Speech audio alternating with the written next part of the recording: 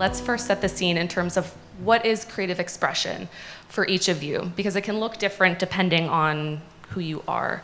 So I'd love to hear from you all, what does creative expression mean and what does it look like for you? So let's start with Ari. Yeah, I can get us started. So I feel like I'm going to take a really writer approach to this and kind of define expression. And to me, and I think to the dictionary as well, expression is like making thoughts known in a lot of ways. And for me, a lot of like comfortability within making my thoughts known is where the creativity lies. And I think it's really important, especially in my writing, which is my form of creative self-expression, that I'm able to acknowledge those thoughts, those feelings, whatever it may be, and through a lens of comfort. And that's when I know that I'm being the most creative that I can be, because elsewise, if it feels uncomfortable, it doesn't really feel creative in my body. So yeah, I think creative self-expression for me comes through my writing, but it has to feel comfortable and it has to also acknowledge those thoughts and feelings that I'm having that are coming out through the creativity. How do you see creative expression as being tied to mental health, for better or for worse for you? And how do you make sure that, you know, the overlap for you of creativity and mental health is being expressed kind of for the betterment of your well-being? Yeah, I think for me, it's about intentionality. Especially being a career writer, I am constantly having to create content, create poetry, whatever it may be. And so I'm always kind of having to push through that creativity block, even when it doesn't like feel good. And so there are those times where I'm creating and I'm creating just to create, and that's okay. But when it comes to my mental health and when it comes to me feeling some type of liberation through my writing or whatever art form I'm practicing at the time, it comes down to being really intentional about, this is something that I'm writing because I really want to process this thing that happened, or this is something that I'm creating because I want to explore this side of myself. And diving into that side of it really helps me kind of settle in my mind and help me understand why I'm creating and feel good about creating. And in those cases, talking about like what my art can give to me, my art gives me a lot of like well-being through those kinds of actions. But otherwise, if I'm not being intentional about the art that I'm creating, then it's not really always beneficial to my mental health. Not always detrimental, but not always beneficial. For you, does your creative expression change or shift depending on kind of where you are in terms of your mental health and your mood states? Yes. Thought so. So for me, it's really hard to write about joy.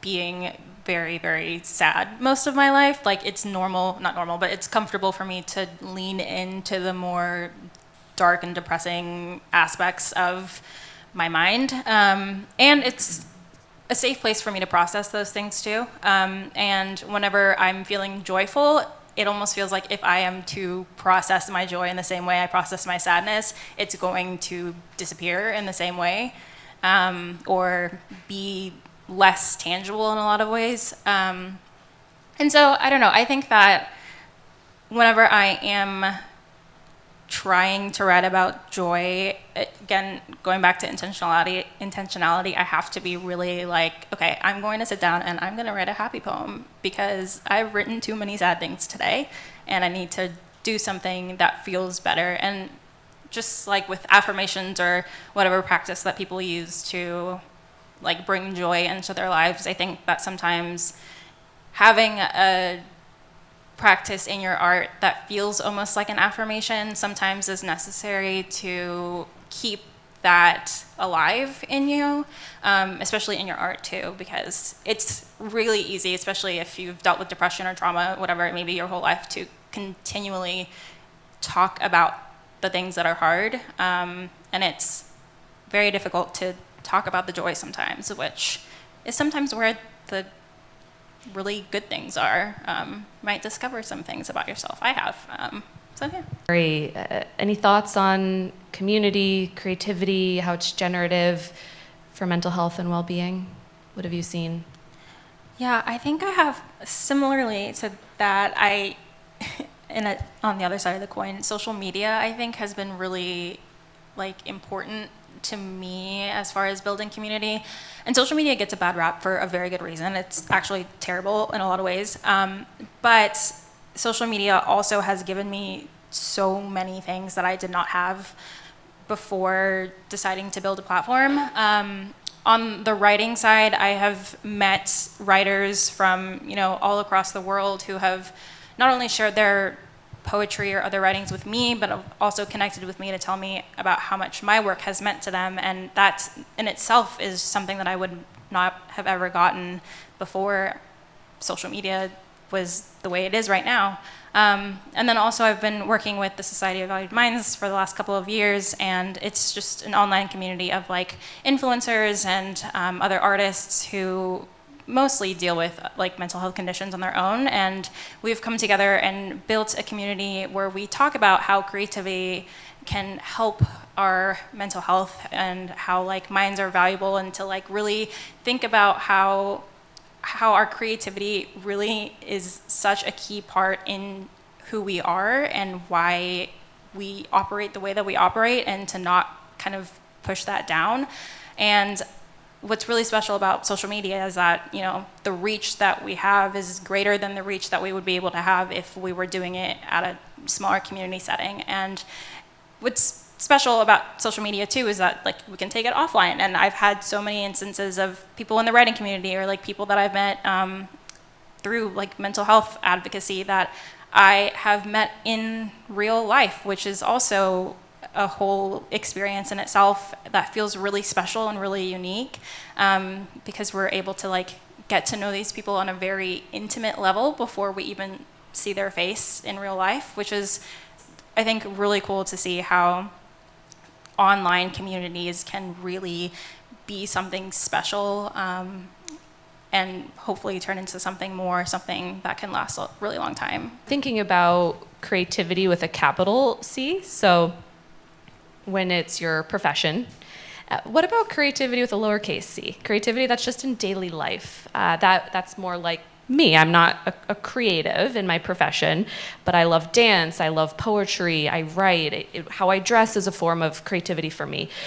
For our audience here, what thoughts do you have for incorporating creativity with a lowercase c into daily life to support mental well-being? I think being unafraid is one really big aspect to being creative.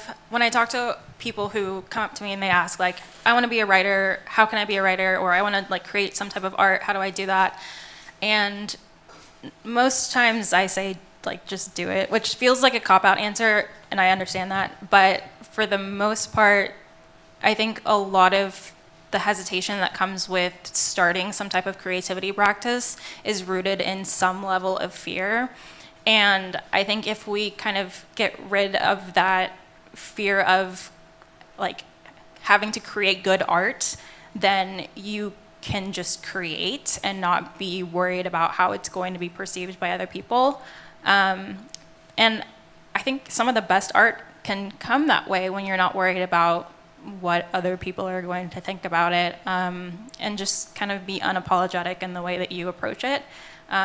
Because really, you're the only one that's going to create the art that you're going to create. I mean, we hear really amazing music all the time. We read really great poetry all the time, or whatever it may be. But at the end of the day, like, your voice is the only voice that is yours. And so you're the only one that's going to create something that is yours. And so that's what people are going to appreciate if you choose to share it, and you don't have to. So yeah. A final thought from each of you. Something that wasn't said, something you want to leave the audience with. Give us one more, something to hold on to. I think too, it's a little bit different for me because I am like a career writer, but I touched on it a little bit earlier. You don't have to share everything that you create. And that has been the biggest like liberation in my creative journey, my mental health journey. I at first thought to be a good artist, I had to share constantly, share consistently, share widely. And that really impacted not only my work like lessened in my personal value. I didn't think that the work that I was creating was as good as it could have been. But then it also impacted my mental health because I was creating things that people were seeing, people had access to, people had opinions about, that didn't really align with my opinions about it. And the most freeing thing for me has been to write something and then just put it away and let nobody see it. And if I do want to revisit it in, a week or a year and share it, I can. And then I have the freedom and the autonomy and the intentionality in doing so. But really, art is yours, creativity is yours, and I think that's really important to remember. You don't have to commodify it. You don't have to make it into something bigger than what's inside of you. If you make it, it's good and it's worth something because you're worth something. That is the perfect note to end on. Thank you, Ari.